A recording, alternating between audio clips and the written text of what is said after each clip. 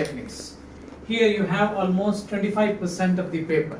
You know there are 40 marks of the paper, so almost 10 to 11 marks will come only from this chapter. Only from this chapter.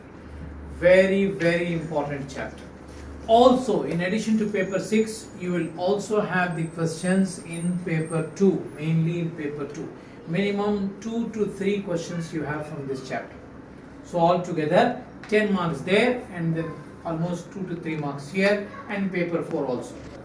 Now, here you actually have different apparatus. For example, to measure the volume of any liquid, we use 3 apparatus. One is this is called burette. And this is called pipette. One more we have, which is known as measuring cylinder. These are the 3 apparatus we use for measuring the volume of a liquid. Now, everyone has their advantages and disadvantages. For example, let's start with this. This is pipette. Pipette is used in measuring the volume of a liquid exactly 25 centimeter cube. How much I said? 25 centimeter cube. Okay. If you want to use for more than 25 centimeter cube, this is not advisable.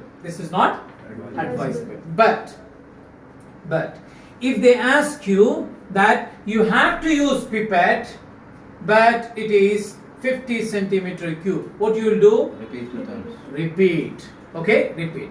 So this is the most accurate apparatus that can be used if you want to measure 25 centimeter cube. Now, in your past paper, he will say a student has used measuring cylinder for measuring 25 centimeter cube. What is an issue? Not accurate. So, not accurate. So, immediately what you will do? You will replace this with pipette. Now, what is the disadvantage of using the pipette? It is not user friendly. Why? For example, if I take 25 centimeter cube here, if I want to add here, it will take time for it to what? Completely finish 25 centimeter cube in this. By the time the last drop is falling, first drop is already reacted. This is the disadvantage. Even taking out 25 centimeter cube is a risky game. Whereas this one is a very user friendly. You can easily measure like this, and at once you can add 25 centimeter cube. Yeah. So the advantage is user friendly, easy to use. The disadvantage is less accurate. Now this one is advantage is very accurate, but disadvantage is not user friendly. Okay. Now, if you want to use 50 centimeter cube most accurately, 45 centimeter cube, 35 centimeter cube, 33 centimeter cube, you can use pipette. And normally burette, I mean. So burette can be used to measure anything more accurately from 25 up to 50. Nevertheless, you can also measure 25 centimeter cube, 10 centimeter cube, 15 centimeter cube using burette. Is it okay? Now, burette is used mainly for one important reason. That is, we call it as titration. What do you do in titration? We will do this in detail. One experiment we will do, preparation of salts. So that is another chapter, paper 6, where acids, bases and salts, that is also 25%. But we will be using this. We will do this experiment. We actually put it here, and then, for example, we fill this burette with the acid, and then this is a base, for example, we put some indicator, we'll do that, and then you keep on adding until the reaction is finished. This is called titration.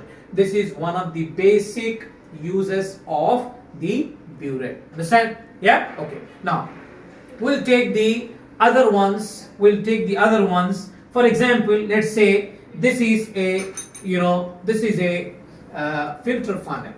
We use filter funnel for mainly filtration. For example, if you have a mixture that has an insoluble salt in it, insoluble solid in it. So what do? I put a one filter paper here, and then this can be poured here. Any insoluble solid, I'll do it here, so that can be stopped here and the pure liquid comes down. So this is conical flask. This is used for two reasons. One reason is for titration, another reason is for filtration. Yeah, they'll ask you the reasons. Okay, now uses. Another thing, this is a wire gauze. This is called wire gauze. What is that? This is a tripod stand. Okay, tripod stand. You put, for example, Bunsen burner here. This is a Bunsen burner, for example, and you want to heat indirectly. So put it here and then take some liquid you want to, for example, burn or heat it. So put it here. So if you want to heat indirectly, you will use something called zinc wire gauze. Okay, so this is called tripod stand, and then you also have, this is a glass rod. This is a glass rod is used for two reasons. One is, for example, if you have, let's say, a mixture, you have an X, I'm adding Y, you can just stir it, so it is used for mixing. Another reason is, this is a very important thing. So here you are heating it from the bottom, but now I am using it I'm stirring the mixture. For what? Not to dissolve. For what? To make the temperature even at all the places. You know what happens when you start heating it? This is the place where